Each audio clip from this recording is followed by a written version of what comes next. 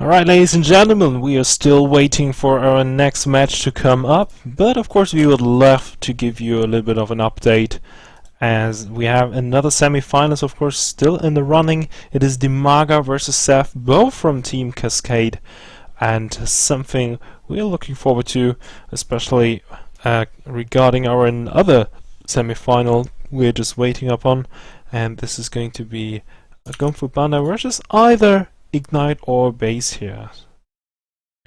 So these are the matches we're looking for here at the ATO Qualifier number 2, but we have another tournament going on there as well. You definitely want to check out this. It will be going to be the Cybersports League Qualifier with a notable Polish pro gamers such as Mana, Nurcio, Dana, Tafel, Dystar. So definitely worth checking out. Oh yeah. So Savig, who are you cheering for? Well, in this one or the cybersport. I just made it an open call, so you could just choose. Okay. Well, I'm cheering for Vitra. Vitra is good. Yeah, Vitra is what? Yeah. Okay. He's not playing anything, but I'm still gonna cheer for him. Yeah. He still plays DreamHack, you know that? He is? Yeah, he was at DreamHack Summer playing. Like the thing is, he's not professional anymore. He just he comes there and he has like the sickest beer belly ever. It's like, you know, good old Vitra with his beer belly. He comes there with his wife and everything, and he plays a few games, gets wrecked by a grandmaster or something, and then he smiles and is happy and just hangs with everyone, and everyone says hey. And then he writes more autographs than anyone else. That's the fun thing. Like he barely makes it into like the qualifiers, and he still like gets to write so many autographs. He loves actually to play poker, as I was seeing at the last Home Star Cup. He was there with representing Twitch as a Twitch representative, and yeah, they were playing poker until the night and drinking a lot. So yeah, this is something he really loves to do. Just hang out and have fun. Maybe doing some barbecue, wide draw barbecue. Yeah. That's pretty awesome. So actually Dimaga just finished his game. I'm not sure if his results are being shown. Nope. Match history and all is actually being hidden. But let's see, maybe we can jump into the other semi-final, whether there is a second or third game. Otherwise, of course, we might have the other semi-final. Nope, he's actually joining it. So I'm just gonna join Take TV afterwards. If just gonna join you. We have like one big line of people just joining each other. Oh yeah. Follow me. Follow me, man. Follow me. Spamming, but like if I spam you, I get into your profile. So I was like spamming, and there's everything went wrong. 3-minute break, Seth asked, according to the manga. I just say okay. Yeah. Yeah. So in 3 minutes. Was kind of obvious, but. Okay, ZVP, Seth vs Dimaga, 1-1. Cascade vs Cascade, so it's going to be a team kill. Let's see how well Dimaga's doing on Grandmaster right now, because I haven't checked him out lately. Yeah, I'm looking forward to it. I mean, the first time I was casting Dimaga, I was so hyped because I really followed this. The very, very, very first game I ever watched in StarCraft 2 was a live event at the Gamescom 2010. Huh. So still like where the game was just officially published, and I went there, randomly stumped into the IEM section. And saw like thousands of people sitting around watching two players fighting it out, and one of them was Dimaga, and the other one was Moro. And it was really sick. I mean, I didn't know these guys till then, but watching this for the first time, it was a blast. And this was like the initial event. I really got hyped to StarCraft 2 and really wanted to do something in the scene. And to play, of course. Oh, cool. I mean, I think I can't even remember the first game I watched. I just started watching like GSL and stuff, Mm-hmm. and I don't know. Like I think I was watching since the beta almost. Like when the beta was just about over, and then I got like I watched StarCraft 2 a lot in the beginning and just got the game, played the campaign and stuff, and then didn't play it myself that much, and just started watching a lot of GSL instead. I was like just spamming GSL. Nice. So you started over with the pros already. But in the first few GSLs, we had foreigners playing it out, Oh which yeah, I is mean pretty Dino went cool. into the semifinals of Codes. Yeah, that's pretty sick, actually. Yeah, that was way back though. But anyhow, ladies and gentlemen, we are back into the game. This is a series between Dimog and Seth, the CVP, both from Cascade, and we're right now 1-1, so this is the ace match, and the winner will go on into the finals, the grand finals of this event, against the Odds Open qualifier number 2. So let's introduce our first player in the bottom right-hand corner, playing for Cascade Gaming as the red side player. It is going to be Dimaga. And also playing for Cascade, spawning to the top left side, we have the Protoss player. It is Seth. Oh yeah. So okay, Seth versus Dimaga. Gentle, once again, the bet's on. I'd go for Dimaga. Dimaga. Mm-hmm.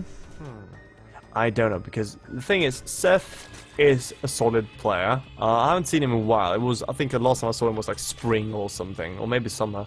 So, I am not qualified enough to say whether how good he is nowadays or not, but Dimaga for me is very inconsistent, because his style is always going to be weird. He never plays standard from the last few years I've seen him at least. He always plays super aggressive, or he plays with the baning drops. He was kind of the guy who invented baning drops, for God's sake. Like, this guy is weird, and that's how he does, right? So, I don't know, I'm gonna say Seth, because I feel if Seth plays standard very nicely, he should...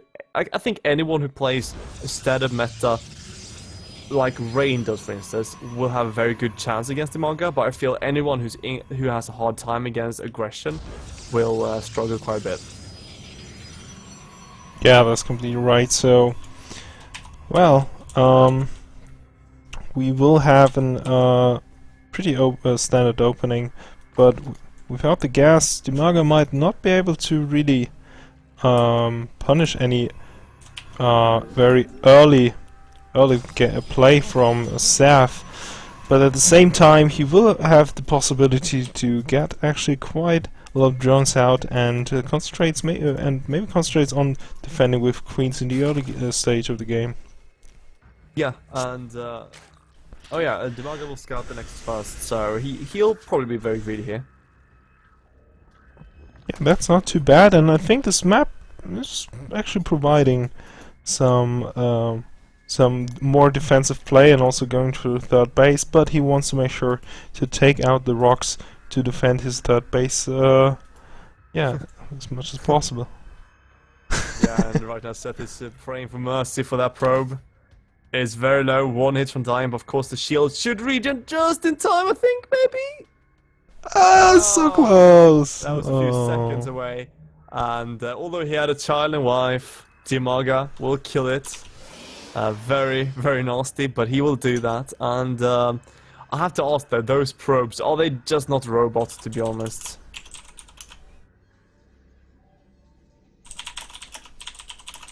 Sorry, I just needed to... Oh yeah, okay, that's fine. But anyhow, Dimaga will be very annoying here. He will scout, he will harass, and I mean, Seth is not doing anything weird, because as a Nexus first opening, you'll see nothing weird can happen, really. He'll get his monster core out, he'll get his cells out, and although losing one link, Dimaga can easily scout still. You need to have at least one link on the map, because you need to be able to see when your opponent moves out, because you want to see, does he move out with a Celt Stalker, Mothership Core, does he move out with 3 Celts and Mothership Core, does he get a few gateways in the front, does he get a forge in the front? It is not always that you can actually check it with an Overlord, and sometimes when you check it with an Overlord, you might lose it. But now Seth will throw down that Stargate, and it looks like we might see a bit of a longer game coming on our hands here, Gentle. Yeah, that's not too shabby, and we're glad to see a long-term game between these two. Stargate will provide Seth, of course, a little bit more of map control, and also providing him maybe to go for some really strong timings as well. Like Zealot Void Ray is a thing you you might see from time to time. Absolutely. I mean, right now, the story has finished, and we see the Phoenix is starting to be produced right now. So there are two kind of things that can happen because we see two guys as well. Right now, Seth, he's adding on 3 more gates as well. So 3 gateways and those Phoenix. Either we see the Phoenix cleaning up every overlord, we see like 3, 4 Phoenix at most, and then he goes for strong 2-base timing, or which will be delayed. He will hit around 9-10 minutes or so. But you can also see Seth going for the just the Phoenix play into a 3rd base. In that case, we'll see that 3rd base a bit before 10 minutes coming down here. So we'll see which one. Dimaga should be scouting the 3rd base very eagerly, and we see more and more gates coming down. So I think Seth might just go for 2-base play here. Alright, so maybe an Oracle play as well, like adding Oracles to the Phoenix? Ooh, I don't know. The thing is, usually you just get Phoenix, and then you go for about 6 or 7 gates, and you pressure the crap out of your opponent. Like, you pick up queens, you can pick up roaches, it's very hard to deal with. We see Hardlist then coming down, but to be honest, Hardlists are very hard to deal with this kind of pressure because you need a lot of units more than actually a good amount of tech units. So this would be a very strong push out right now. Dimaga is scouting this. He needs more queens. Queens are very important. He needs to kill the debris here. You see those rocks? Very important to kill because the 3rd base is otherwise completely dead. So Seth, a lot of aggression coming down from him. Dimaga has to watch out now. Only Link's on the way. Not looking too good for him. Yeah, right, so he's not really aware of this and didn't go for any scouting the links. I'm very surprised. Something you normally do see from Dimaga. Yeah, he saw a few units move out though, so he should know something's on. But, right. I mean, oh, well, he does get 13 hiders. I mean, he saved up a lot of lower, so he might just get them in time. 13 hiders would be very strong against this, and we see Cell swooping, but they don't have charge, so I don't know, Gentle. With good force fields, Seth can maybe do this, but Dimaga, with all these hiders on the way, might be able to do this, but oh, he needs these rocks down now. That was perfect timing now, with these rocks being down. And Seth now having a little bit harder time, and maybe has to waste some more of these force fields to really defend this off. But here we go. Dimaga actually the one being a little bit more aggressive and outstanding, just to have these Hydras actually spreading out, but really good force fields, making sure Seth has enough damage output, also helping out the Zealots here. And this is a really tough one to defend. It's very tough to defend this, but those sentries are going down, and Dimaga, with so many Hydras just battling this back, those cells are so dangerous, but the Hydras just doing so much damage. You see only 1 cell left, and now it's only Stalkers versus Hydras. Those Queens helping out. It looks like Dimaga has a successful hold just in time with that big Hydra mass being created, I almost want to say. Just getting like 13 at the same time. This is a very hard time to hold, and I have to say, this kind of hold is a very nice kind of way to put it. Like, Dimaga just playing it perfectly. There are very few ways you can actually hold this with the Hydras, because usually Hydras come out just too late to beat this all in, especially if you don't have that. But he had a creep sprint between his bases, he killed the rocks, he had all those links and queens, and with those extra Hydras, he just managed to do it. Yeah, that's right. This was actually a really cool game to see, and Dimaga with really a well done defense. What can we really say? You were completely right about the numbers. Like, the Hydras, if there were only like 8 Hydras or 10 Hydras to defend us off, would be a completely different story. And also the links being so important to really support these Hydralists, and because they can damage actually pretty fast, especially with the Zealot, whenever the Zealots are getting near them. Yeah. The thing here as well, you can see, like, I'm just watching the game right now. Seth was pushing on forward, and you said Dimaga was very aggressive there, but it's very worthwhile pointing out that if Dimaga went back, if Dimaga had if he had gone back to kite, he would have actually just given up the ramp, which means that then Seth can just run into the third base, force field it off, and Dimaga loses his third, and then just recall, and the game is over, kind of. So, well, not over, but Dimaga takes, you know, a big beating, and then you can see just Seth getting a third base and getting ahead very, very nicely. So, Dimaga, I have to say, that was just about as perfect of a hold you can have it. It's a bit of a risk going for this Hydrus, but since he knew exactly what he's facing, I'd say very beautiful. Yes, indeed. So we have another great game here to come up, and this is the other semi-final. This one will be a PvP, so we definitely will have a PvZ series in the finals. Spoiler alert. Sorry? Spoiler alert. No, never mind, never mind. Just bad humor. I don't get it, sorry, man. No, oh my god, what did you just say? Never mind. Overmind. Overmind, yes. Yes. Yes. You did something with, like, Overlord. Okay. What? I bet. No, okay, I don't react to your joke right now. No. It's getting embarrassing, I think. Spoiler alert, I don't know. Ah, spoiler alert. Yeah. Oh my god, now I understand. Yeah, oh my dude, god. It's, so I think we just quit esports. Well, that was it. Thank you for watching. I'm now going to jump out of window. Yeah. And, it was nice knowing you guys. You could see you on the other side. Alright, so yeah, and Gilgame was asking about signing up for the ATO, which we're casting right now. Tomorrow is the last chance to qualify, and maybe we will be allowed to cast that one as well. So it would be great if you're joining us for tomorrow as well, whenever we're casting. Yeah, and I don't know, Genta, what are you up to after this? What is your plan after the Polish tournament? After the Polish tournament today? Yeah, what's your plan for tonight? People want to hear. I'm gonna gentle. hardcore gaming. No, I'm not sure. I mean, I enjoy watching Twitch lately a lot, like just watching some streams, and there's some really funny guy doing like armor-free streams and so on. But maybe if anyone is interested in maybe having some personal streamings as well in certain games, I would be glad to hear your suggestions. But because maybe I'm gonna start live streaming. You're gonna start live streaming? Yeah, I was thinking about like doing some random games, some new games maybe that people are interested in, and do some live streaming. Yeah.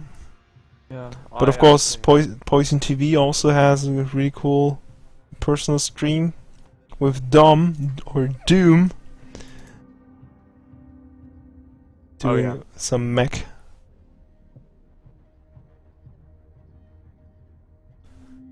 And you? What are you up to?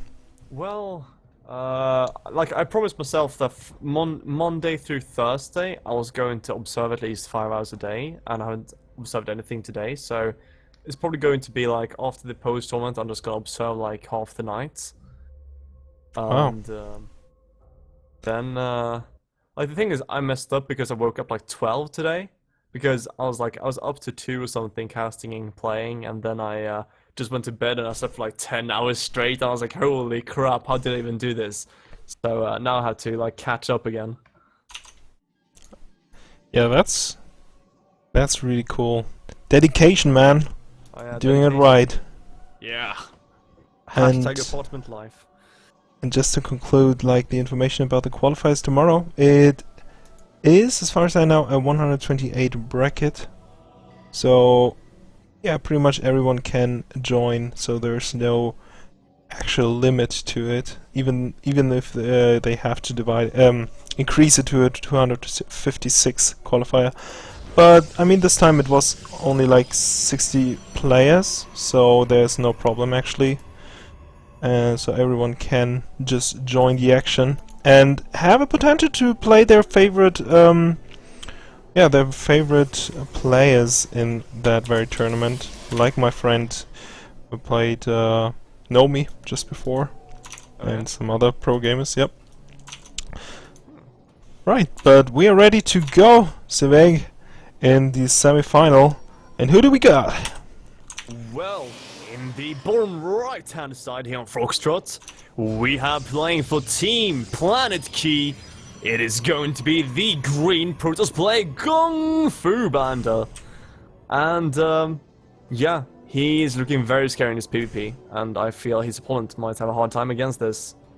Yeah, his opponent is going to be Ignite, who did quite well in this tournament, and beating names such as Such a Guy. I'm not kidding. This guy is also is actually called Such a Guy. Pretty good play, actually. Yeah, I saw his name, but I couldn't really say who it is and so on. But actually, Dignitas Bling just lost versus Basia, who also played against Ignite. But Ignite actually advanced 2-1, so this is actually pretty cool snipe. Interesting. But right now, we will have Kung Fu Banda versus Ignite. And of course, Ignite playing for Red Blood. I think we forgot to mention that. But, Red Bloods, rather. But we see three probes in each gas for both the players. We'll see some tech coming out. That's a very easy trick for you guys, by the way. If you're playing Protoss or watching a game with Protoss and you're thinking, well, the cast are not talking about tech. How do I know? Well, you can think about this. If you see one gas only, it will be either a big gateway kind of pressure or it's going to be an expansion build. If you see two gases with two in each, it's going to be a delayed tech, and then probably an expansion build quite quickly following it up. And if you see three in each, you're going to see a very quick tech route here. And you'll see right now, for instance, target for Ignite right away coming down, just one of those standard tech routes. And for Kung Fu, we see the sentry coming out first, and then the delayed Twilight Council.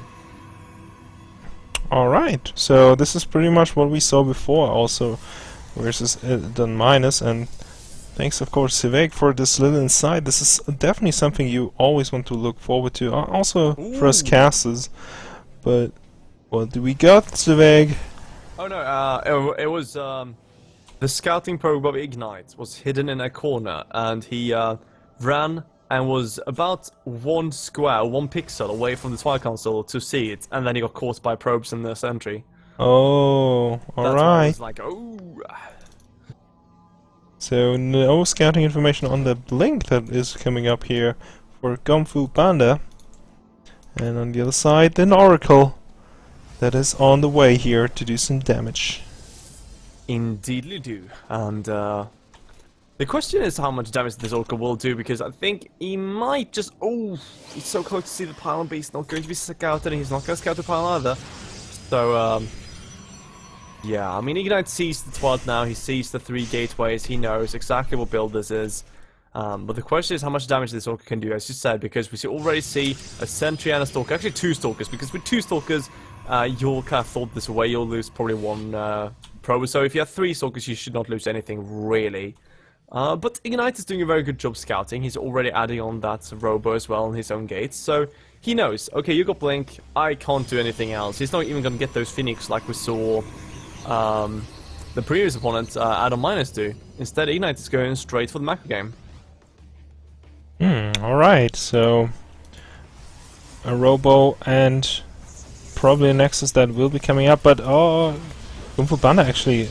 interesting choice to block off that natural base, but probably will be cancelling this.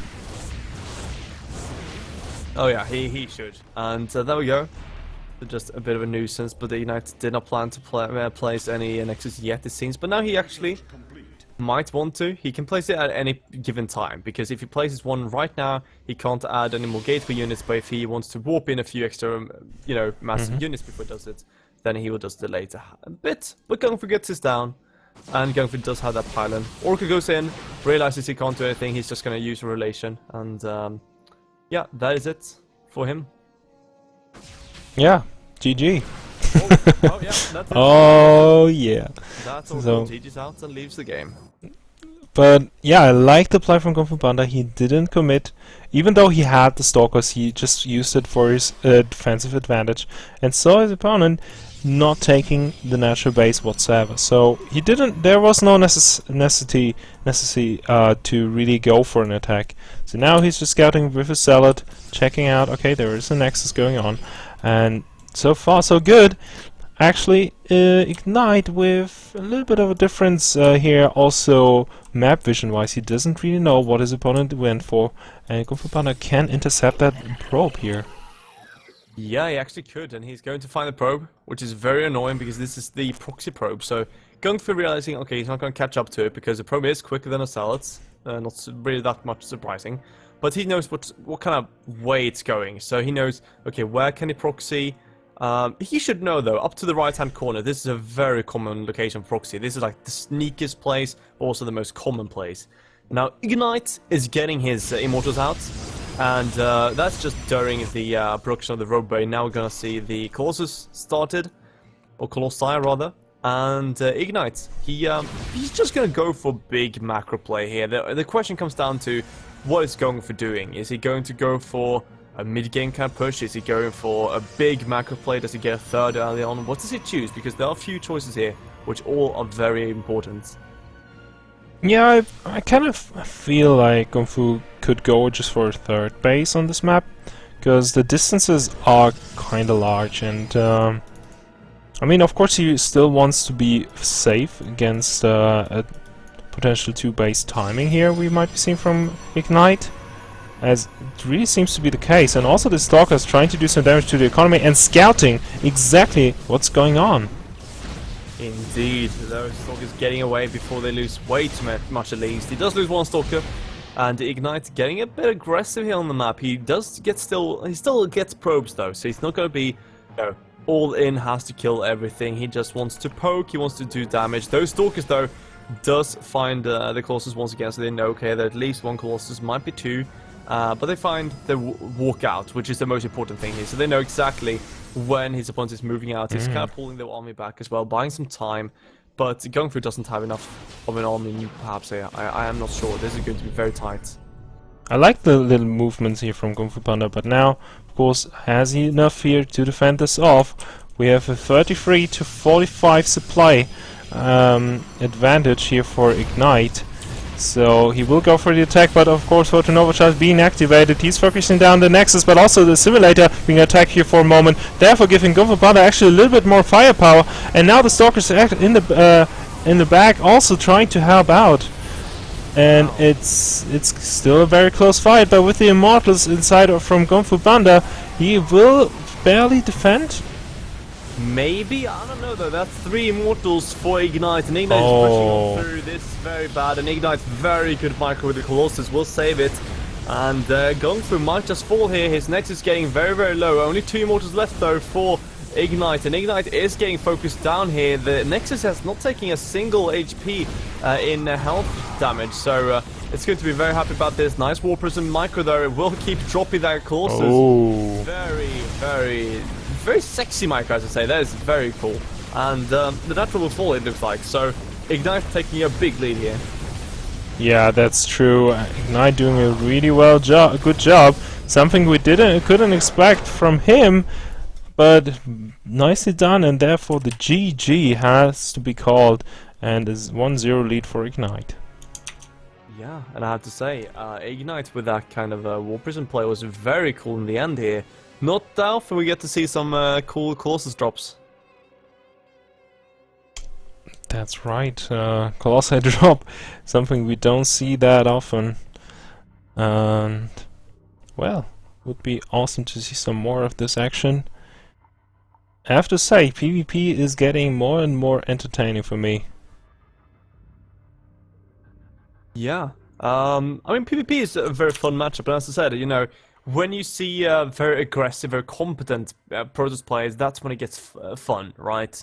So take someone like Gung Fu or Ignite or Atom Miners, who are very good. I wouldn't compare them to First or someone like that, but you know, they're still very, very competent. So then you get the kind of correct moves, because in a random PvP in like let's say Masters League or even Grandmasters League, where you see like very good players, but they are not 100% sure about the timings and all the builds that can happen to you in the kind of different setups and small moves. Then you get a very chaotic game where stuff keeps happening back and forth, back and forth. But with these good players, you'll see a very structured kind of PvP, very, very beautiful kind of PvP, to be honest. And as you say, you know, you kind of get appreciation for it when they play it so smoothly. Yeah, completely right. So, oh, I just checked also the other tournament will be casting, hopefully be casting, because they already reached the quarterfinals there. So, something we really want to look forward to. But here we go already in the next game. Spawning to the bottom right, we have Planet Keys Kung Fu Panda. Indeed, and his opponent in the top position, I want to say, on Catalina. It is going to be Red Blood's own Red Protoss player, Ignite, who is up 1-0 in this best of 3 versus Gung Fu, and Gung Fu. I think some sweat is breaking on him, man. I don't think the pressure's coming to him, but I think he's feeling it right now that he has to play better than last game, because last game, very beautiful micro, he scouted everything he should, but he just couldn't keep up with the build of Ignite. Ignite was just hitting the solid timings, and the Gung Fu wasn't. If you compare the armies when they actually fought, you had 2 Immortals versus 3 Immortals and a Colossus. I mean, you should never have that kind of advantage as, you know, in a PvP, so I feel right now Gung Fu needs to step it up a bit if he wants to play those macro games. Yeah, but I think it also was something considering the map. You have a wide open natural base, and it's kind of tough to defend if you don't have the numbers. So yeah, this time we'll see how Kung Fu will handle this if Ignite tries to go for the same kind of timing. But yeah, oh, look at that! Kung Fu actually going for proxy so early on. Proxy pylon. Yeah. So with this early proxy, that's a good question. Is that going to be a robotics facility? Well, Proxy Robo, I know that's a very weird location for it. I want to say Stargate. Yeah, I want to say Stargate. I mean, I would have expected it if it was a Stargate or DT. If it was DT, I would have done it in one of the empty bases, right? Because you wouldn't really check the empty base. But if it's Stargate, you should probably have it, like, you know, over the middle lines where he has it right now, but like even higher because you wouldn't scout there. But he does get a Stargate here. If you wanted to get a Robo, you probably should have done it in the 3rd base location of Ignite instead, because, you know, it's a much quicker pathway for the Immortals. Yeah, true. So Stargate indeed. Very, very early oracles that will be on the way. And Ignite, I mean, he's scouting the main base and he's not really aware what Kung Fu Panda is doing. Did he see the time? Well, did he really see the time of the 3rd pylon though? Well, the thing is, he only sees 3 pylons when there should be 4. He sees 3 niche gas but no tech. And if he saw the Stalker, he would know for sure there is a proxy. If there's a sentry though, there doesn't have to be a proxy, but he's gonna scout. And the question is if he scouts right there though. He could see the probe, and that would be a good tell. Oh. He's right now scouting, he sees the probe. Sees the probe. Does he pay attention though? I don't think he paid attention. Oh, yeah, He missed the probe. But he's still scouting for it. I mean, and he's also chrono boosting his gateways. He is aware of the threat of that oracle coming his way. Yeah, but there is a Robo on the way, and it's not the best kind of counter build. And the oracle is passing by Ignite. Ignite is not ready. He just has enough for a photo no charge right now, but it's going to be delayed. That oracle might get a few extra kills. He's getting up to 5, 6. He's going to sacrifice it, and he goes up to 7, 8 even. So 8 kills for Kung Fu. And that is going to be amazing for him, to be honest, because now he's 7 workers ahead. No, even more, sorry. He's now 8 workers ahead, and he could even start making Phoenix if he wanted to, because he saw that Robo. Question is, if he clicked it, he might not have clicked it because he's microing so intensely. But if he did, and he knew he was a Robo, I would not be that surprised if he started making Phoenix again. But lo and behold, we have an Oracle on the way. Alright, another Oracle. So this is something, I mean, whenever Ignite decides to go for a counter, Oracles will strike, and I mean, it's a really good potential. Also, Ignite is not sure. Will there be a second Oracle or not? Is that enough damage? Because normally you think, okay, probably no other Oracle will be coming, because, oh yeah, I defended already one. He won't be that sneaky. Yeah, and right now there are 2 Stalkers and 2 Sentries, so the Oracle shouldn't do that much damage, but it's going to be annoying. He's going to kill 2, 3, 4 workers before he leaves, and he's kind of bruised, but he still lives. And the important thing about having an Oracle alive, why this is so important, is because if you get 4 kills with an Oracle, it's still worth making the Oracle, because you get 4 kills, you're ahead in economy, etc. And Ignite is very unhappy with this, because he's still 7 workers behind now, he's having a very hard time catching up.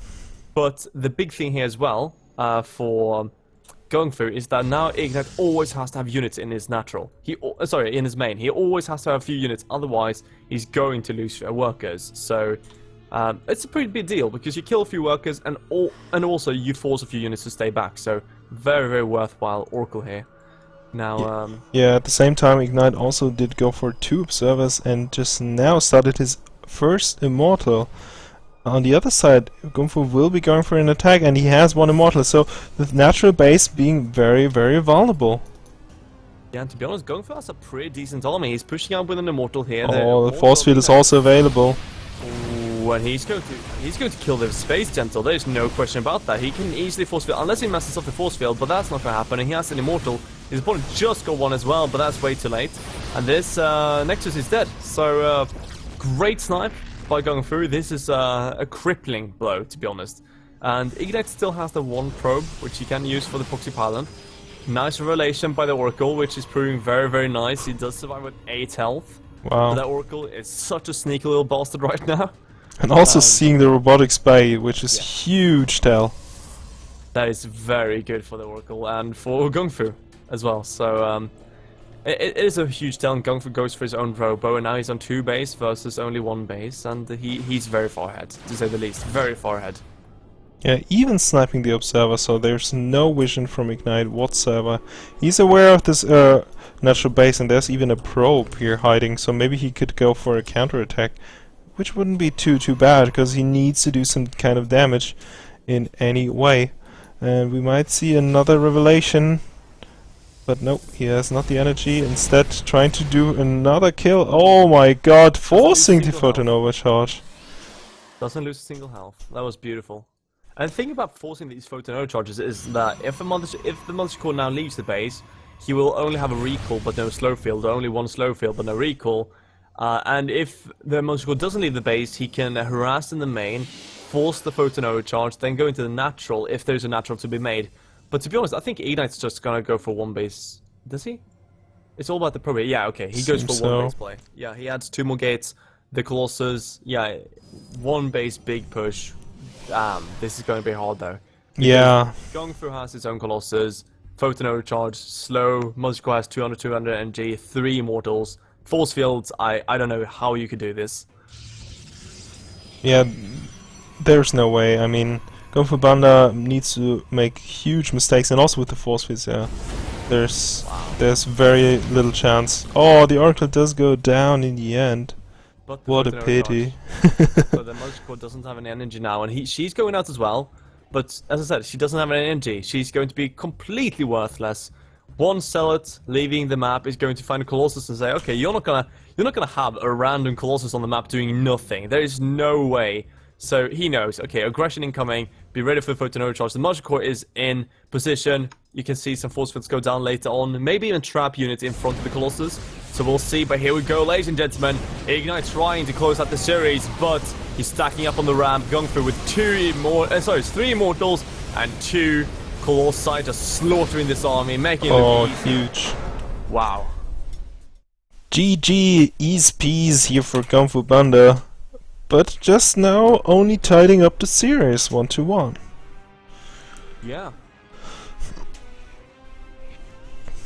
So, 1-1. Gungfu looking very strong. And the thing is, with Gungfu, I don't know. It feels like sometimes he just doesn't get enough defense and he's just way too greedy. and or like even like take the game we saw here on Foxtrot, right? The first game between Ignite and Gung Fu. Ignite just crushed Gung Fu, like making it look easy, and it wasn't like Gung Fu took a lot of damage or the Gung Fu didn't know something. I'm sorry, I got some commotion in the background, so I can't hear anything at the moment. Okay. No problemo. So we Where's that might coming from? should be getting in a next invite here in a second. Do do do do do do do do do do do do do. Wait, was that from you? No commercial. Yeah. Dude, I got a Swedish toothpaste commercial, and I don't What? know from where. Yeah, No, I don't know from where, man. I have no Swedish tooth That commercial. is so weird. I don't know. Like, I was just like, it just ended, but I just like, it just randomly popped up, and I was like, where is that coming from? And I just looked at my, sound thing, and it said all sound was coming from Spotify or you, and my Spotify is like, it's mid-song, and I don't have any commercials on Spotify, so I don't know, man. That was weird. That was really weird. Subconscious information. Yeah, dude, I had toothpaste commercials in my head. This is creepy. It's creeping me out, dude. I was watching actually really nice. Oh yeah, it was actually Futurama, and they like included like the commercial is in the dream, within the dream, which is actually kind of freaky and something Wait, you what? like. Whenever you go to sleep and in your dreams you have the commercial. Wait, did you have that or what? No. I was watching Futurama. That one. Oh, Futurama. Oh, okay, Yeah, okay, yeah. Futurama. And it's something that might be coming up in the future. Like, it's kind of sick, but maybe there's possibilities to have these kind of brainwashing commercials in, going through your subconsciousness. Wait, I'm sorry. I got that again. Okay, I'm gonna take away my tabs right now. Something on my internet is spamming with my commercials, and I'm freaking out. Okay. I'm freaking the crap out, dude. Okay. I think it's gone now. I took away just about all the tabs except for the stream tab and DreamHack tab. Okay, cool. Whew. It's like really loud as well. It's like super loud in your head. In Swedish, it's like, buy this toothpaste. I'm like, no! Awesome. Just let me play my games. I don't care for your toothpaste. Alright, so let's introduce our Protoss players here on Nimbus. And spawning to the bottom right, we have Planet Keys, Dynamics, Gumfu Banda. And this opponent in the top right-hand corner playing for Red Bloods. It is going to be appropriate enough. The Red Protoss player Ignite. I just realized it's very hard to say the word appropriately if you're saying it mid-sentence. I don't know why. Appropriately, yeah, it's actually It's like one of pretty those tough. words, like, you probably have to you have to think for a second before you say it because it's one of those words you never use, right? Appropriately. Oh god, it's hard. Appropriately.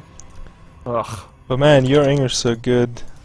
No, dude, I don't know. I need to practice more. I still feel, back in the day when we casted like 6 times a week or something. Mm-hmm. Oh, dude, my English was Skyrocketing. solid back then. So now I still feel like some words I'm still struggling with. I don't know, but it's getting better. It's getting there. So I'm very happy about that.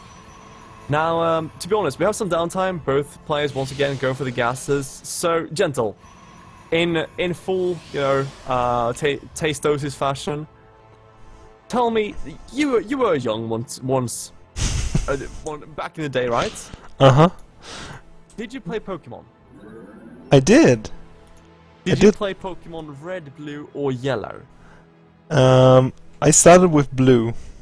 Oh, dude, no. I know red was the cool one. I know. Yes, I had a Game Boy Color Advanced. Oh yes. Oh, you And, started with the advanced one. Oh, wow. Oh yeah, it's like yeah, exactly. I was not young enough, or sorry, old enough for the collar. So people started getting collar. I didn't get one. I was super sad about it, and then I got an advanced just as they came out. So I was Oh, super happy. shit. I was just bragging to everyone. Oh, that was the stuff, man. But I played red. I was so happy about that. I didn't even know what the difference was back then, but dude, I was so happy. Yeah, I even played the yellow one.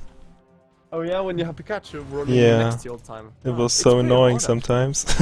It's actually pretty hard, to be honest, because Pikachu is one of the worst Pokemons in the beginning because you have a rock. Like, you have a Bruce, Yeah. what is his name? No, Brock. Right, Brock. Brock, yeah. Bruce. Goddamn Bruce. But yeah, Brock. And he that's really hard with Pikachu, actually. So, Oh, wait a second, Saveg. We actually have double Dark Shrine going on between these Double two. Dark Shrine? All the way? Gentle? Is this the sign? Ah, yes. The prophecy is fulfilled. The prophecy, yeah, it's the, fuck, what is the void, The F-bomb on stream! Gentle, where are you, man? how is it called? The Call of the Void? No. The Legacy of the Void, yeah. Oh, Legacy of the... Oh, I was like... Legacy of the Void confirmed. Oh yeah, no, Halo 3 confirmed, man. This is... Halo this is 3? complete. Yeah. Half-Life 3, you mean? Oh god, I am even worse than you at this. Oh dear god. Yeah. I actually never played Half-Life. I know it's a big deal for everyone except me. God, Halo 3 confirmed, wow. Oh god, that was bad. But yes, Double Dark Shrine, we'll see you both getting an Observer, so no worries guys. No worries, I think they might kill a probe Each other. Yeah, no, they're not gonna kill. I mean, right, look at this. Like, the Dark Temper is so late for an Ignite. Ignite sees going for balance DT. The DT will be killed. He might get a... Oh! He does. Beautiful. But he should get... No! He escapes. Wow. What? Good escape. Wait, what? escape. Oh my god. And he might kill The something. force field though! Was not doing that much. Yeah, it was kind of weird. That's kind of weird. Like, okay, I'll force field next to you. So you can't walk sideways. In case you wanted to with your melee unit. You can not go for the sidestep, bro. Oh yeah, he wanted to moonwalk and he was like, no, crap, he found up a plan. So, we'll see God. the no, sorry, not the War Drain, but we'll see the War Prism come out. Yeah. And Go with for. no, I think you would probably see like a double Oh. DT warp in, or just warp in like one more and then just drop in the main base and try That's to split actually a bit. Pretty cool. For a second, I was like, how does he The want to observer. blink into the natural base? But the observers should be there. No, the Observer is in the middle of the map. He's not at home. And he's What? making an Immortal. He will have to cancel the Immortal. Oh, or no. Or just lose a lot of workers. Unless Gung-Fu just doesn't use his DT. Okay, there we go. He's going to use it. Please start focusing down drones. Sorry, probes. The observer. There's nothing. But the Immortal is done now, so he can actually chrono out a new Observer. Oh, he's going for the warp prism though. Yeah, he needs to cancel the War Prism right away. Oh wow. He was baiting on the DT going into the main base from the ramp, and therefore actually huge play here from Gonfu Banda doing this DT drop play. Yeah, and remember, he has to cancel his War Prism, so the War Prism harassment is going to be so much delayed now for Ignite. And Ignite lost a lot of workers right now. He's down 7 workers to Gung-Fu. And remember, Gung-Fu still saves the DT, doesn't lose any more health on it than he already did. It's slightly bruised, not that badly as well. And he can just keep dropping, to be honest. He can be a very annoying prick with this, to be honest. And he's just gonna pick it up once again, losing some shields. And he can just keep doing this, because he's never gonna lose health on it as long as he can micro it. Very true, so I don't know. Cannons being placed, but this time I don't think Kung Fu Panda, well, he will still try to be a little bit annoying. But it seems like, yeah, did he even lose anything till now? Only 4 units, like 200 resources being lost by Kung Fu Panda. Yeah, it's those 4 probes he lost with before, you know, with the DT warping, I think. But he did kill the DT and Gung-Fu. I mean, he brings out the DT once again. He doesn't lose a single health on it. Very nice micro from him. But Ignite goes for the other cool thing, something I haven't seen for just, I think it was like 6 months or something like that. But we're gonna see a double Immortal drop. And this is beautiful. It does so much damage. It kills workers with one hit from both of them, and it's very markable. So it's very hard to kill the War Prism because he's so quick nowadays. And with not recent, but with the not so distant War Prism patch, it's so quick that you can just keep dropping it. You'll regen some shields, so you just drop it again and just keep doing the same thing over and over again. You can pick off pylons very quickly, and Immortals just do so much damage to structures. All structures are armored, so you'll have a 55 damage against structures. True. And man, Kung Fu Panda is still being active with this DT. I cannot believe, even though there is a cannon actually being in place. This is very nicely done here. And already, yeah, even though he did lose probes on his own, he's still in the lead and giving himself a really good chance here to be ahead in this mid-game. Absolutely, and now I think Ignite might see those that Colossus rather. He's doing a nice amount of damage to the gateway. Look at how quick he kills the gateway. Almost killed it. Didn't want to risk it though, and here we go. He can actually focus down the gateway, he can focus down some cells, and he's just picking it up. Not losing any health from those Immortals. Very well done by Ignite. And Gung Fu, as you said, he's just being annoying with that DT and forcing Ignite to stay back in his base. Right now, Gung Fu, to look at the builds they're doing, Gung Fu's going for the Colossus play with a +2 on the way. One Phoenix though, might be killing that Warp Prism. Oh wow, that is a great maneuver. Now he's not going to kill those Immortals, or is he? Oh my god, this snipe. Gentle, and he forced the engagement. This could mean the game right now. Wow, this is huge, and he will probably kill it. Nice force field's going down. Beautiful. Wow, and also he still has his own Warp Prism. He can warp in offensively if he wants to, but actually going back here for the moment just to get all these units out. And I think he seems like like to go as well, right? he wants to go for third base even. Yeah. Look at the army supply for a second as well. 55 to 30.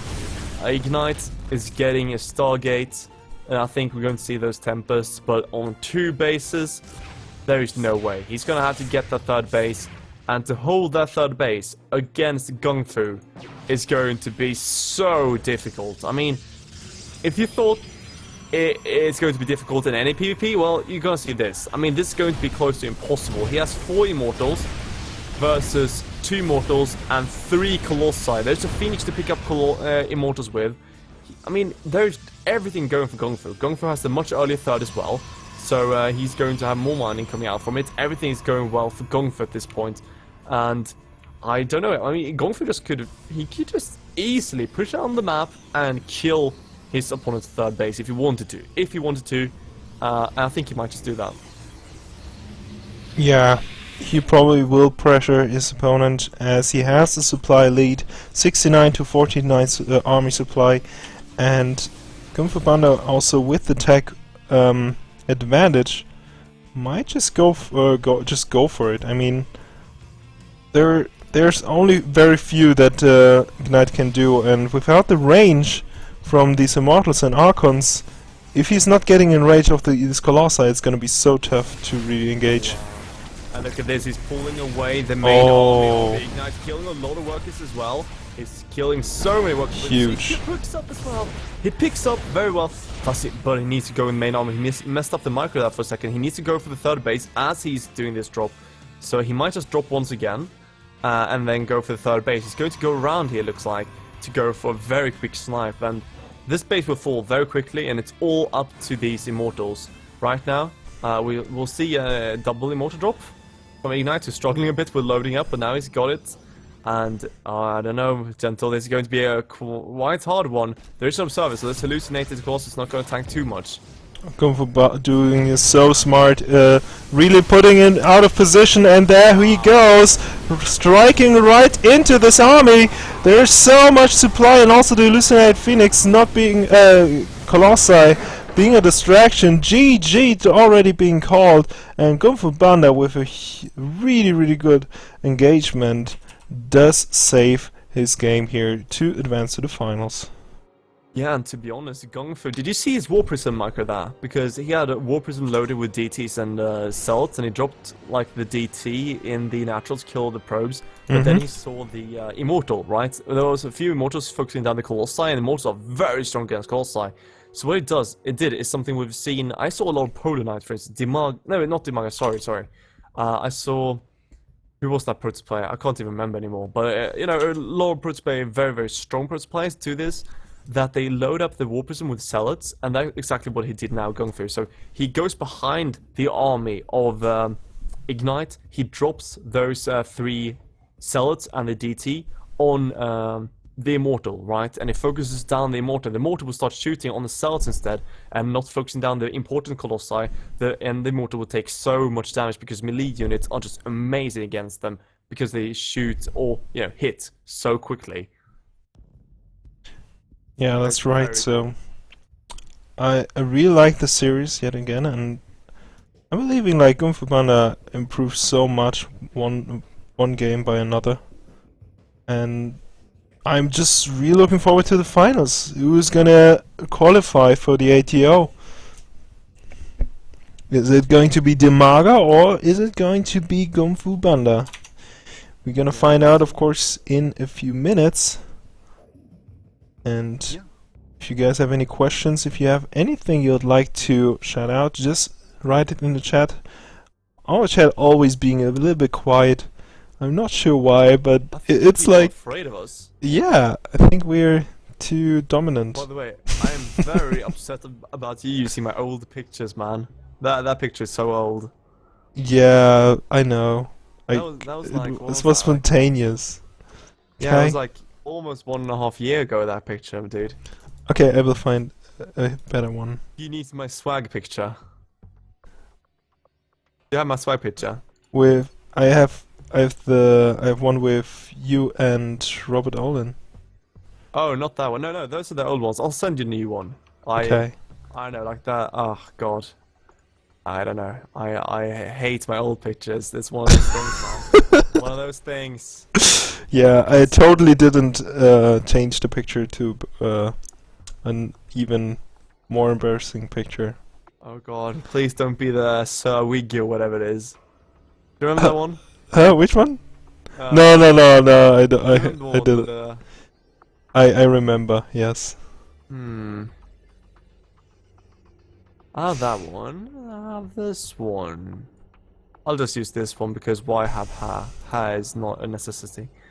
I took the one screenshot I made during the DreamHack event where you made the heart in the in the crowd. Oh wow, no. Dude.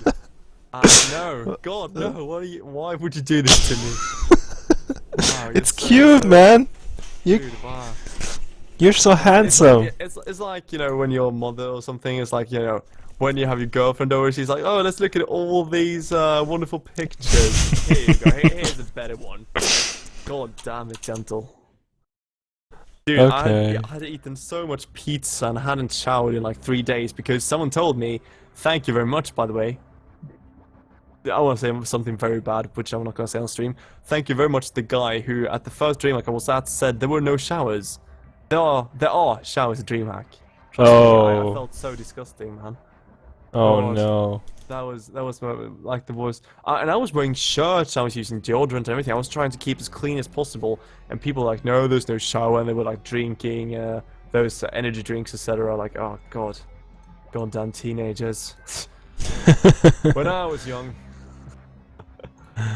Oh wow. Back in my day. Okay. Yeah, this picture is swag. Yeah, it's swag, right? So swag. So much swag. I need those swag points, man. I lost a lot of them. So much swag. Yeah, man. Today, like for instance, I was going out today to fix some stuff for my laptop. So I went to the computer store and I didn't fix my hair, or I didn't fix my skin or anything. So I felt kind of like a bum. And you fix your skin? How do you fix your skin?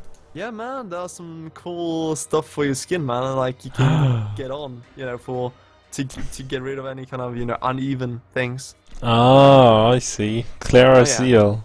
in Germany. We have that one. Oh no, it's like it's not like a medication or anything. It's more like just some gel or something, freshens it Ah, up, I see. Had to That's take how it you yourself. get girls. Oh yeah, dude. The grills. The grills, dude. The grills loving it. I love it when Twitch chat is freaking out whenever there's a girl on the chat. Oh, I love it. It's like Girl. Craig I love when hasn't. yeah, it's like although I have to say Twitch chat is so good at pointing out people who don't belong. Like, do you remember that girl at the ESL event, like the IEM, I think it was 2 IEMs ago or something, when she like this random girl from Blizzard or whatever like was reading off a manuscript or whatever, like, she was in the commercial, a blonde girl or something, like 20 something probably, or maybe early 30s. She was sitting down, like, she was supposed to look really good and everything, and she sat down and she didn't know what she was talking about. She was reading straight off the manuscript. She was so fake, it was so bad, and everyone was like, who the hell is this person? It was like in one of the, pre-made commercial things, right? Or like, it was like news, almost, from Blizzard, or something. I don't know, it was really weird. I remember everyone was like, what the hell is this? Because usually everyone's like, oh, grill. That's actually, to be honest, for any, girl, any woman who's watching right now, like, if Twitch chat says like, oh, girl, a grill, that's actually, weirdly enough, an approval. Because if someone is, like, a girl, I think, in gaming, and is not very good at it, people start calling you fake instead, so... If you ever see Twitch chat freaking out like grill, that's actually a good thing if you say for Twitch chat. Twitch chat. Because Twitch chat can be weird. Yeah, I mean, people already use that like they don't even care about the girl or something, but it's just like to hype the chat a bit more. And Oh yeah. I know. Twitch chat can be weird. You guys have been awesome. Very quiet today, so we used to have a very quiet one. You guys are awesome, man.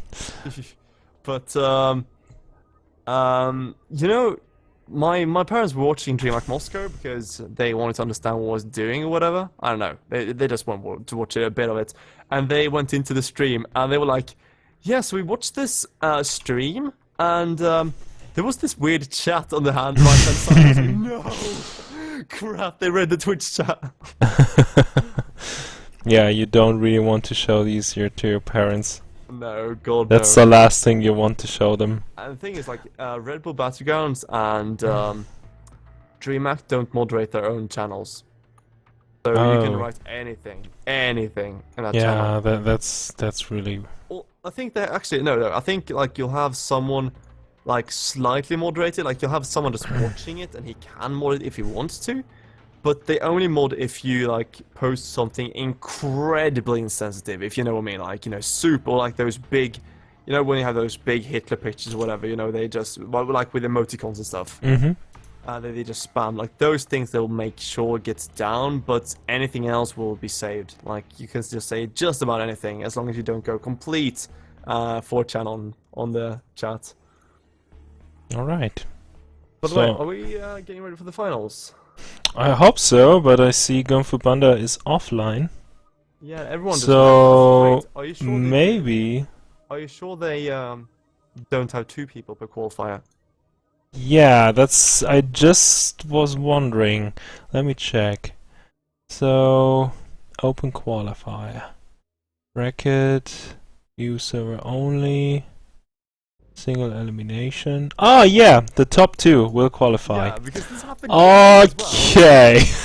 well. Me and my friend was casting the qualifiers for Northcraft yesterday in Swedish, and we were casting, and then we everyone was like no one's playing anymore, so we're like, oh, it looks like everyone's taking a food break or something because the admin took us food break as well, just before the final game of the quarterfinals.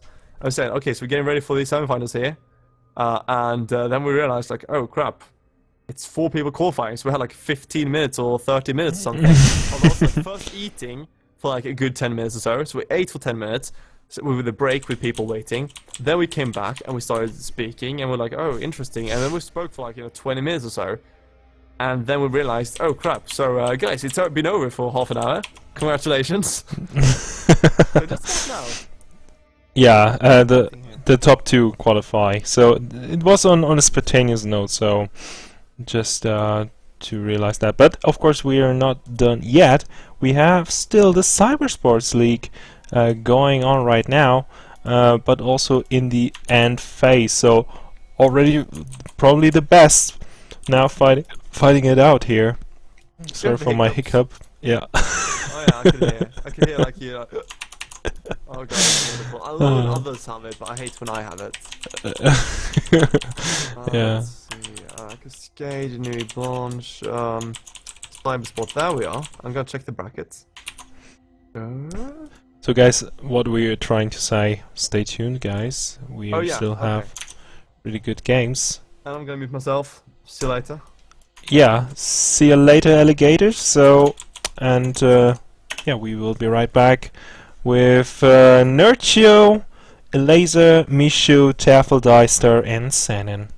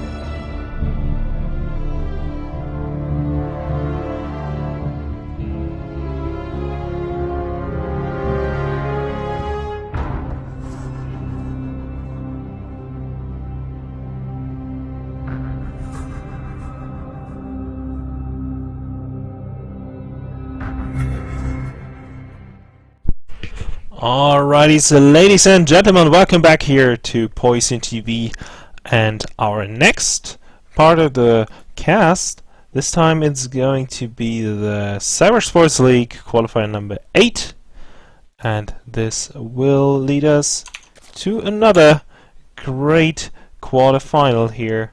Who will advance to the semis, who will play versus Senin, and of course our first players will be spawning here on Overgrowth. Spawning to the top right side, we have Dignitas Tafel. Indeed. So, Tefel, very strong side player, but he's going to face maybe an equally strong Terran player. Spawning ball on the left-hand side here on Overgrowth, playing for Millennium. It is going to be Dystar. Yeah, Dystar has been off the screen for quite some time, but he is of course back in action. Really cool to see him playing, at least in the Polish scene, quite a bit. Yeah, both Tefel and Dystar are very, very strong players. I want to say Tefel is one of the most solid, solo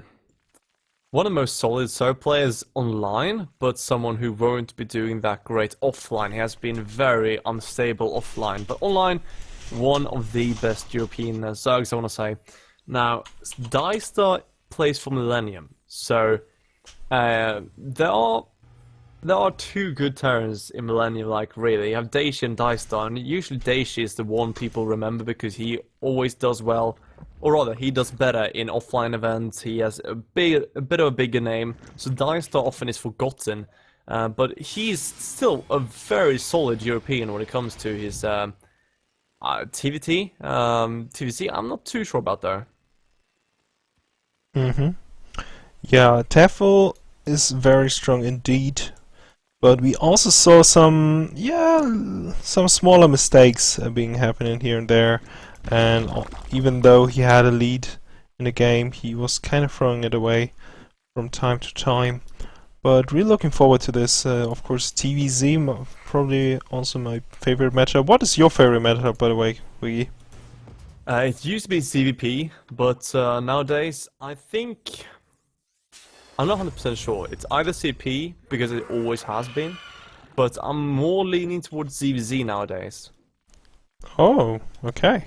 It's a great matchup, to be honest. It's really dynamic and very little based on luck, to be honest. Very, very much on like pure micro and like it's more of a tempo-based matchup, right? So it's as long as you get in like past the 10 and 12 pools and everything out of that, as long as you get into like both having two bases, then it's really tempo based. Any attack can mean the game and then counterattack, etc. So a lot on the line on every attack. So that's kind of what I like it. Alright, yeah, but I think I'm not sure, but I think for people that don't play Zerg, it can get kind of.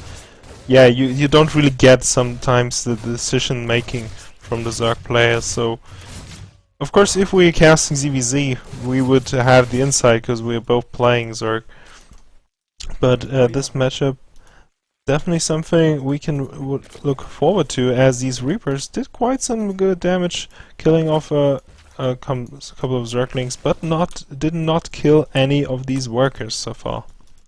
No, and Tefel were quite a late gas, to be honest. This is a very late gas, even. Not sure what he wants to do with this. How many? Those are 3 drones. So 3 drones. He's going to get 100 in. It's going to take some time. Not really sure what he wants to do here because his third is going to be very delayed.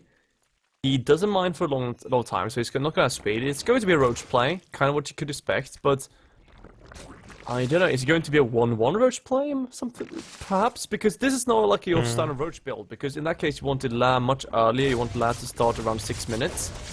So either this is going to be a huge roach push, maybe just a few roaches being made to get the third saturated, or it's going to be a 1-1 roach. I'm not really sure which one right now. Yeah, I believe there will be like about 5 Zerglings and then roaches, and then supporting it with Lynx, but I'm really surprised him going for so many Zerglings, because he didn't go for his Speedling upgrade. Exactly, it's very interesting, and that queen is very low. He will actually kill the queen. A very big mistake here for Tefl. We'll get one of the Hellions though, so it's still kinda justified. Those Lynx have to watch out. He doesn't want to trade these Lynx. Doesn't have the speed yet. He does get 2 Evos. The question is, does he get any roaches with it? Lai's on the way, but it's very late, and he's still on 2 bases. So Dystar is very happy with this. He's getting his stim out. And he should know there can only be a few things. He sees the roaches, so he knows this is not a 2-base muter. And if I was him, I would just add 2 bunkers right away. 2 blind bunkers, because roaches can hurt. Absolutely. Now, we should see a 3rd come out here from Tefl, which we do. The question is how he plays it out from here. Does he get 1-1? Because in that case, he has to continue with the roaches. But otherwise, he's behind in upgrades. He's going to be behind in speed and everything. So we do see the +1. Very odd style here, I had to say. Yeah, very odd indeed. So not only using these roaches only for the defense, but also, yeah, just not really having the information of, from his opponent right now. He has only 1 overload. It sees, okay, there's no gas being taken to the natural base, and it will see the 3rd command center being floated over, but I feel like Tefl is not doing enough damage and not really punishing his opponent for just really concentrating on macroing up. By the way, did you post the name of the league from Liquipedia or from a PM? Oh, wait, let me check. Cybersport League Qualifier 8 Wikipedia article with... oh shit, yeah. Close enough. I was just watching it. Yeah, but Tefl gets 1-1 now. He interrupts his missile attacks, and to be honest, I'm not happy about this whatsoever. Now, you know, big goals away is going to be very unhappy, blah blah blah. You know, critical caster 101. But to be honest, look at the timings. Usually I have speed at 6 minutes. What did the roaches really do? Virtually nothing. You could have just have gone 40 links or something, gone for the big surround, and taken map control. Now there's no map control for like a minute or so. Those Hellions still can scout everything. They should see the gold base. I mean, if they don't, that is a big mistake from Dystar, but I don't know. I mean, right now, Infestation Pit on the way, Baning Nest on the way. What are we going to see here? That's the question. Yeah, very true. So, Infestation Pit, well, he might, I don't know, he might just go for a couple of Infestors, but probably he wants to go for the hive as fast as possible. And oh my god, he made a lot of drones while actually Dystar is attacking. This is might be actually huge timing here for Dystar. Yeah, and right now Tefl is taking a lot of damage. If he loses this base, that's very detrimental to his kind of future plan here in this game. But he's doing a lot of damage with these roaches, and it looks like the roaches will clean this up for now. Just managing to hang on. He's getting hive behind this, a super quick hive. He's even getting infestors without pathogen land, so they're going to be quite worthless for some time. But you know, it's cheaper. You can do it on very limited eco, which Tefl has right now. Getting the gold base, very interesting choice. Without any gases at the moment. Does Cat tell you that he wants to do like a big push from this, like a big hive tech something? I'm thinking like something like Vipers, or I don't know if he would go as far as as an Ultralisk Broodlord, but Vipers would be a very interesting choice because you can fungal the opponent, put Blinding Cloud on it, those Banes will kill everything. Like if you fungal something and Blinding Cloud it, it's completely dead. Nothing will touch those Banings. Yeah, I didn't even realize he cancelled that +1 range upgrade, so not really interested in going for any more roaches. But the kind of Link style, but of course no mutas, and therefore these drops can actually be very, very scary. He does get to kill one of them, but in the main base at least gets Tefl a little bit distracted. Yeah, and right now Tefl with the Ultras coming on the way, he does get the fungal down, but he's not going to kill the medevac. He doesn't want to waste too many fungals.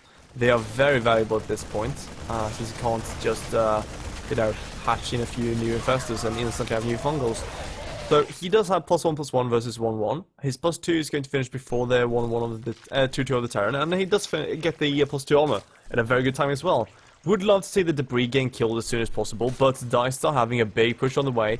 Ultra's Cavern almost done, so Tefl just has to hold on, but this is a very, very awkward kind of hold because there are tanks, a lot of Marines, and that's a lot of Banings, but they're focusing down the tanks at the moment. They're chasing the Marines. Are they enough though? No, they're not. Oh, the Infestors didn't get their fungals, but a lot of Zerglings will support this. Therefore, actually might just hold it right there.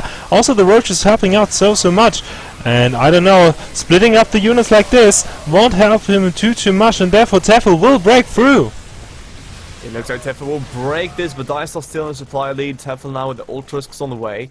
We do see, though, concussive shells are done. So Dicestar knows there is a possibility of some kind of weird play. Does he see the hive, though? Yes, he saw the Ultraless Cavern, so he is aware. Yeah, there was a drop still going on in the natural base, but didn't kill too much. At least 7 worker kills, not too shabby. But this was the force he needed in the front engagement. Therefore, Tefl in a good spot here to to really set up at least a very defensive stead. A lot of Ultraless, something Dicestar cannot engage in the open field, so he needs to be setting up his own defenses up and to really get the engagements he wants. The issue, though, with facing Marauders is that right now Tefl doesn't have Spire, and no unit that Tefl has right now is good against Marauders. You might say Lynx, but the thing is, the Lynx don't have Adrenal Glands, they don't even have +3/+3, so they don't have a big upgrade or anything, so against a big pack of Marauders, as long as they don't get the sickest surface area ever, Marauders are still going to be okay against them. Therefore, the Ultralisks will get massacred against a lot of Marauders, and there is no, pure hard counter. Banelings against Marauders are never good.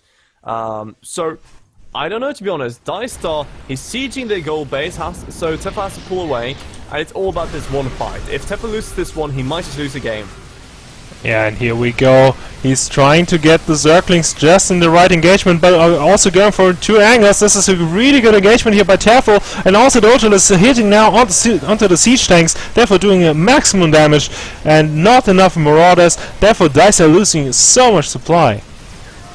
Yeah, the thing is, Dicestar goes down in supply, but so does Tefl. Tefl does save a lot of the Ultralists though, and Dicestar actually taking a big supply dump here, and Tefl, to be honest, he holds. This is a very weird style for me, like super weird. This is breaking the meta over and over again. Siege tank is sieging up, but it's going to get cleaned up right away. Oh, Zerglings. Going for a big fight here. Yeah, and also keep in mind the upgrade advantage, keeping in him favor. With the +3 attack upgrade, he will have huge damage output, especially from these Zerglings. Adrenal Glands is actually not in the making, which is again very surprising, something you really want to have, especially with this heavy Ling Ultra style. And in the end, I don't know, he loses a couple of Ultras. He needs to be very careful. They are very precious to his army composition. And this is very dangerous because if Tefl starts losing Ultras, he'll start just snowballing out of control here, and Dicestar Dicestar wants this gold very badly. If Dicestar can establish this, he's very happy about that. Remember though, Tefl has been mindful of that gold for the time, so the gold does mine out quicker than anything else.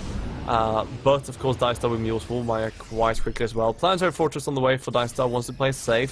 Very smart decision. +3 as well on the way for Dicestar, but I don't know, to be honest, I'm having a very hard time for this, because this kind of style Tefl does sacrifices a lot of important things, like +3 carapace not even on the way. He still doesn't have Pathogen Glands, he doesn't even have the Spire, which is very kind of crazy, because remember, these drops on Dicestar will not be stopped. You cannot stop these drops only with Fungal. So Tefl will have to pull back his army over and over again. And yeah, Dicestar should be able to pull him apart with drops if he's really good at it, but he hasn't been dropping that much, and Tefl gets to be aggressive. Yeah, he doesn't care about the drops. He wants just to finish the game right there, as he doesn't care about the counter as long as he can finish off the economy and killing off the planetary. Huge snipe here for Tefl, who's just keeping the aggression. He loses a lot of Ultralists actually in the engagement, and the Infestors are really precious. Do not want to lose them at the same time. but with the Link support, he might just be able to break through. Yeah, it looks like Tefl has to go back. For now, he's still 4 base versus 3, though. It does kill the planetary, as you said. Very important thing to note. But the drops are doing a good job. They did kill off a base. They are focusing down a few workers. And mostly of all, they're keeping Tefl back. That's very important. Because if Tefl can't be aggressive, Dicestar will win. That's the thing. Tefl has to be super hyper-aggressive with this.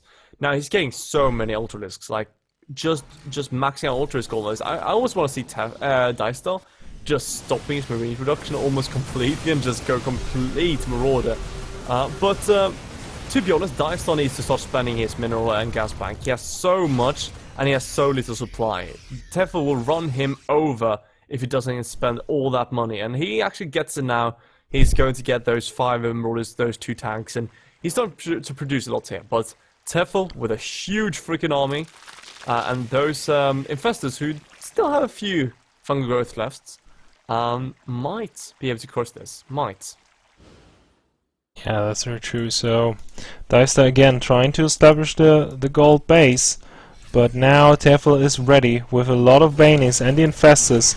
If he gets the right fungus, this game will be over pretty quick. Are there Infested Terrans as well? Yes, there are, Gentle, and here comes Tefl in all its might, crushing through Dicestar. Dicestar with the Lord Marauders trying to kite as much as possible, but those siege tanks are doing nothing. The Ultras are just chasing a lot of Ultras as well, focusing down the SCVs, focusing down the orbital, everything happening at the same time, but Dicestar will GG out, and we'll see a 2-1 for Tefl in this series.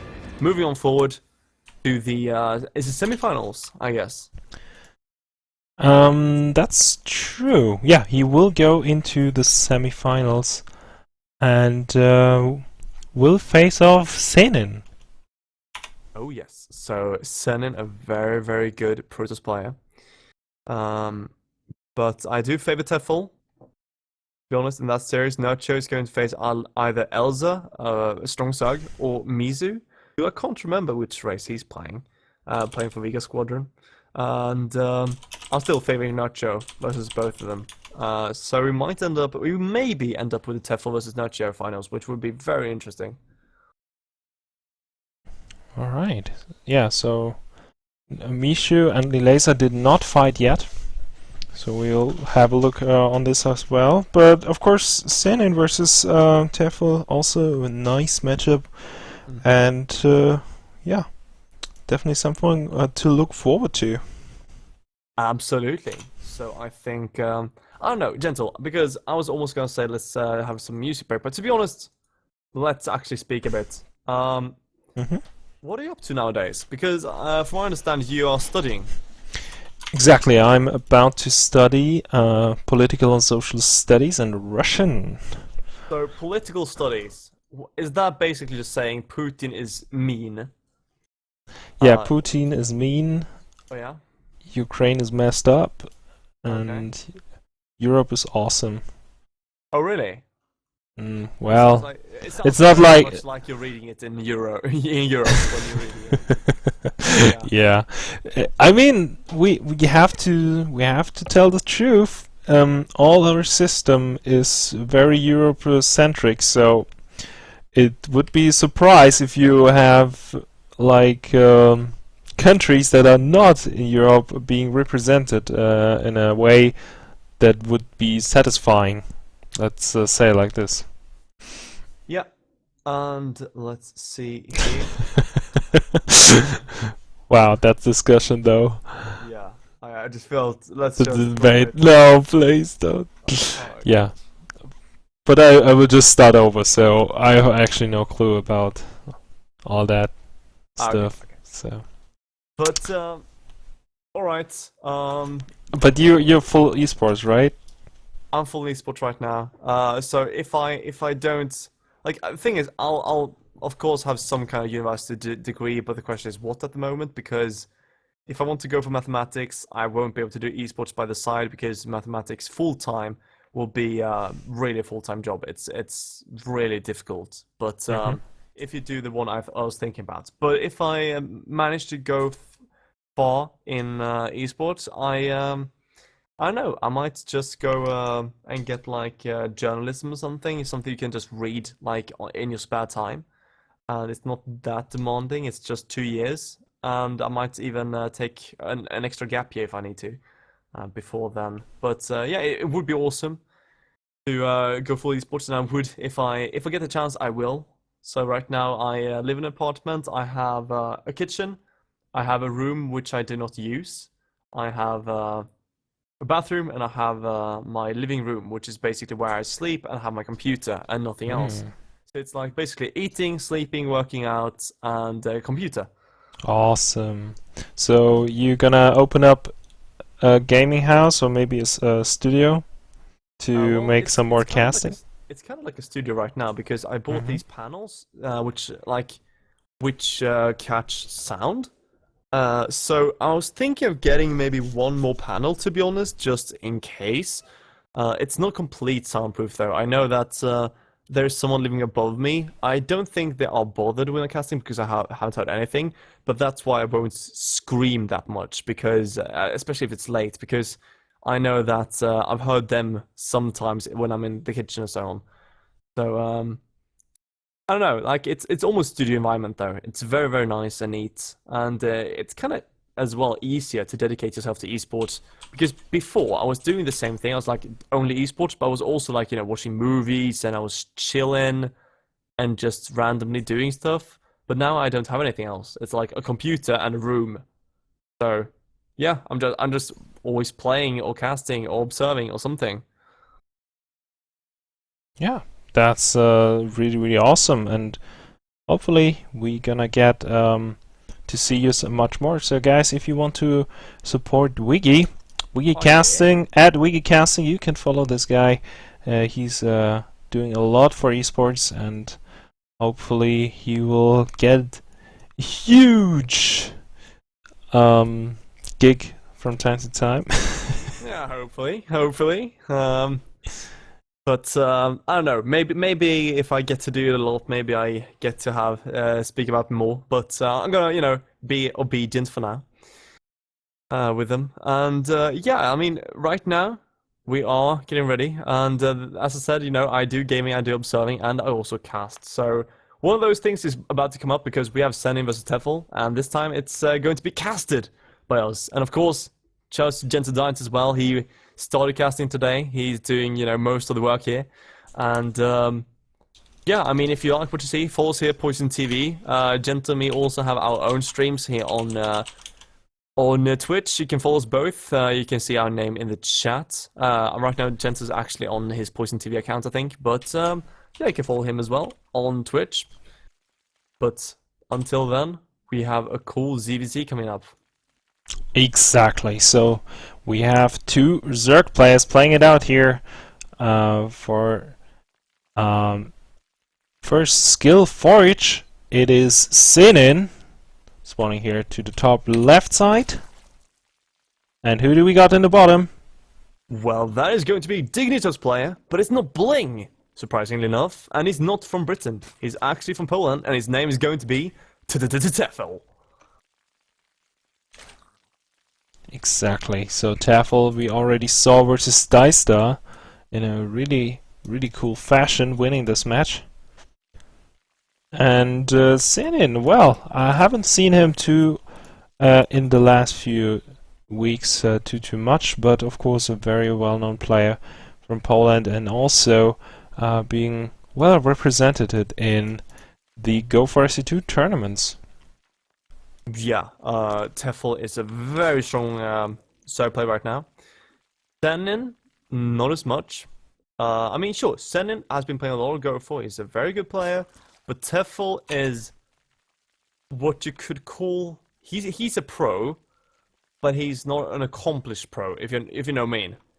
So like I don't know. I think right now he's still looking for that one big breakthrough that makes him like, go from the online pro to the offline pro, where he can, if you're going to round of 4 at DreamHack or round of 2 at DreamHack, if you're going to an IEM and start doing really well, something like this he's looking for right now. And he's coming to a lot of DreamHacks, he's doing well, but he's always getting out in the round of 32 or so. He's never getting really. Yeah, exactly. So I don't actually remember the last The last qualifier for Cybersport League, I think it was Mana winning this one. So it really changes from sometimes you have Nurture winning, Tafel also always being in the top 4 at least. And yeah, the Polish scene really growing up, and a lot of really notable players. Absolutely. And the thing is, right now in StarCraft, people are getting better and better. That's not just a rumor, it's actually true. Just looking at Senin, I mean, before he was okay. I casted this guy June 2013. You know, back in the day. So he back then he was like, yeah, he was okay. Like, you know, he was good, but there was nothing special about him. But he's been getting so much better. Tefl the same, and I want to say, like, you know, if you watch the same player, and compare him a year ago or like 1.5 years ago, to now, I mean, it's such a huge difference. Like, everyone has been getting so much better. Mm-hmm. I mean, all these small details as well. I mean, just any Grandmaster right now is required to have so much multitasking before you could actually get that by mostly having like really correct strategies. But yeah, I really like this kind of development. I wonder if Tefl actually succeeded in advancing to the round of 16, if I'm not completely mistaken. I think at least once he did, or at least, or it was round of 32. But definitely Yeah. one of the notable European Zerg players. Absolutely. The thing is, just like everyone has a bit of respect for Tefl, and whoa, Sanin is going for the 2-base all-in. Oh. Well, it's not an all-in, which I keep getting told. Like, I know it's not an all-in. It's one of those things like, hey, I'm gonna, you know, throw 10 drones worth of lings at you, and if I don't do any damage, I am so far behind I should lose the game. But if I hit you and you're not ready for it, you can die. Now, Tefl is going to scout this. He knows this is coming. He has 4 lings, and he just made a bunch of drones. He doesn't have the lava for making a lot of lings. Actually, they just popped. Woof, that was close. Okay, so he has 12 lings on the way. Speed is done for him. Bane's almost done. So as long as Bane finishes up, he's going to be fine. But he needs to buy some time. Those 16 lings on the way. Yeah, here we go. He will kill off 2 of these queens, it seems. But there's a link support, and it seems like Tefl will defend this, actually not losing a single queen, and very well defended by Tefl. That's a big mistake from Sunny. He should have focused the queen here. It would have been a lot of injects, but in that case, you know, Tefl now for the counterattack. Senin has to get some defense of his own, and he's going to make those double chains fall off. And, Look at the Banelings. They're coming his way. Aggressive, but Senin does not see this either. He doesn't see the Banelings, and those Banes will kill the queen. The question is, do they kill Lings as well? Because he needs to kill some Lings with this, otherwise the follow-up won't be killing Senin. Now he needs to pull away those Lings right away. Those Banes are doing nothing at this point. He should be going for the Evo Chamber, to be honest. No, he needs a queen. He nease a queen. No Evo Chambers. They have way too much. Well, this is kind of weird, to be honest. Yeah, he's just having these Lings in the way. That's just bad micro from Tefl, and well, that's awkward. That's very awkward. That's like the worst attack I've ever seen. The thing is, like, he got in with his Lings, and he had the Bane Lings on the same hotkey or something, so it didn't pull back the Lings. Easy, like what you always do. You attack with the Lings in first, so you draw some fire. You go in with the Bane Lings, and then just pull back the Lings, kill the Queen, run in with the Lings, and then you use your Banes to just micro round, try to kill workers or Lings. But Tefl, making 20 more Lings, he's getting his third, and he's going to try for a second attack, which is going to be focusing on a third base cancel. And he might be able to do so, because Senin only got 5 roaches, and this is enough to kill 5 roaches, absolutely. Yeah, exactly. So, poking in and now retreating for himself, as there are a lot of Zerglings streaming in, he will try to defend his third base, but at the same time Tefl already having the third base up. So, having this a little bit of an advantage, but oh, the roaches will be caught in a good position, at least for Senin. So he will be cost efficient, but in the end losing these will be tough now to defend the third base. But oh, a couple of roaches actually catching the Banelings as well. Yeah, it's a very nice catch, and those things trying to kill for the Roach, but the Roach are doing a very good job here against the Lynx, and that's not going to be enough. I feel those Banes connecting to Roach is not the best trade, really, to be honest, and with that, sending 60 workers against 47, sending with a big counterattack here as well. Now, Tefl will have enough, he's gained 9 Roaches, so he's going to be okay, but he might lose some workers here in the third, he might take some damage, so he has to watch out. Yeah, both players are a little bit throwing their units back and forward, but Tefl really wants to defend this off here right now. And I mean, there are a lot of roaches, but I think that he's just waiting for the +2 attack upgrade and really just trying to get a saturation to his third base, as we see 10 additional workers on the way. And then he has really good production from 3 bases. Yeah, and the thing is, this kind of yo-yo effect of ZVZ, because right now you see Tefl getting so many roaches and pushing on the map, but what happened? Tefl attacked, and Senin got a lot of defense. Senin did not have to, or rather, Senin attacked Tefl. Tefl had too much defense, so he needed to do something with it. He attacks, Senin gets too much defense. So now Senin has to do something with those units in attacks, and therefore it just goes back and forward. As long as someone keeps holding, you'll always have someone attacking and being aggressive. But now Tefl, I mean, he has a huge supply lead because he made such a huge amount of roaches instead of workers. And to be honest, this is very well timed out for Senin, who was actually supply capped for some time. And to be honest, Tefl his macro has been completely spot on here, because you can see how he actually is outmatching Senin in roaches, although Senin should be ahead here. Yeah, even though the the 1/1 upgrades are favoring Senin, it doesn't affect too much with Tefl having his upgrade. He really needs his +2 attack to really engage Tefl's army right now. But with the reinforcement killing, he's doing quite well and reducing the number to actually compete against this. Yeah, and they're getting pretty close again. Tefl now for Baning speed, which is a great counter to exactly what Senin a few seconds later gets. So this is kind of confirming, you know, Tefl is psychic, yes. Hydras. So Hydras are going to get completely demolished by Tefl now. Now the question is Tefl just going to throw away those Banelings? Because I call it throw away, and I know it's very harsh, but this is something I hate, and I know Winter told me, no, it's great, it's very cool. What you do is you get a bunch of links like you see Tefl do now, and then you get so many Banelings, like a ton of Banelings. Now this is a one-trick pony kind of thing. Like you do it once, doesn't it work? You kind of lose the game, or you get you lose so much resources because of this. But if you go for this one big attack, you can kill your opponent. It's super strong against Hydras, and what you do is you force your opponent to split his roaches. So if he splits, you will get your roaches to have a lot of shots for free. If he doesn't split, those bangs will do so much damage. Yeah, I see this kind of working, but now Senin did see a lot of banings, and he should be able to just, to identify, okay, I don't really want to attack into this, and probably Tefl not. Oh, he actually has the baning speed, so he really wants to go for this one big volley of attack. So a lot of roaches will be necessary to really defend the Hydras. Yeah, 26 banelings right now for Tefl. Those Hydras will go down so quickly to the banelings if they do connect. The banelings are in the back though. Tefl needs to micro the banelings. He needs to have them in the front.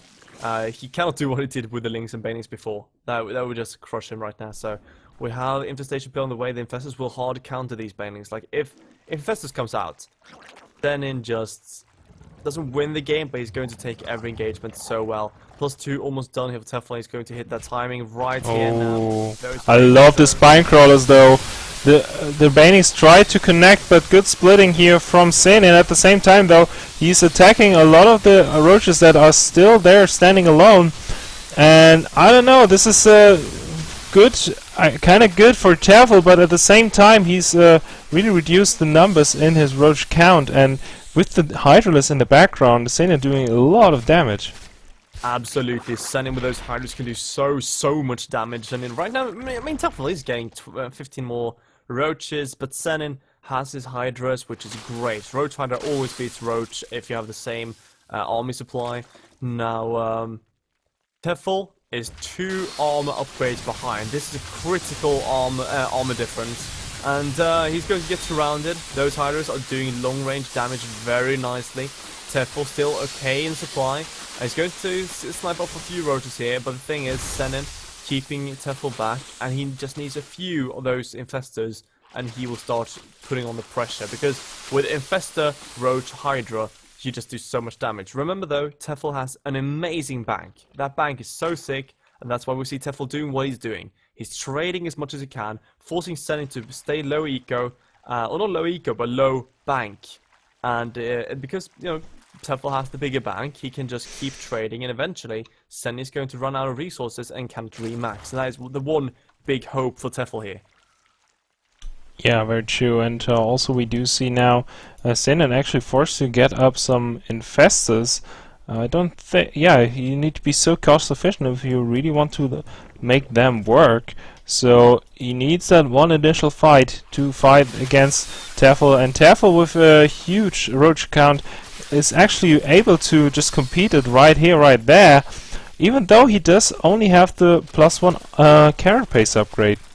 Well, the thing is, one carapace upgrade doesn't matter too much. It's if you have 2 or more, which is horrible, and attack upgrades are much more important. But here we go, great. Oh, down huge. The second fungal coming down as well. Right now, Tefl is getting surrounded. He's Great fungals. Yeah, that was awful for Tefl. But Tefl turning back again. We need one more fungal for Senin. Nice fungal once again. Does catch a handful of banelings, a lot of roaches as well, and those Hydras are just doing their job. More fungals though for Senin is not using his Infestors. I would love to see him use those Infestors more. If he landed one more fungal, he could have killed an extra 10 or so roaches, which is a big deal at this point. But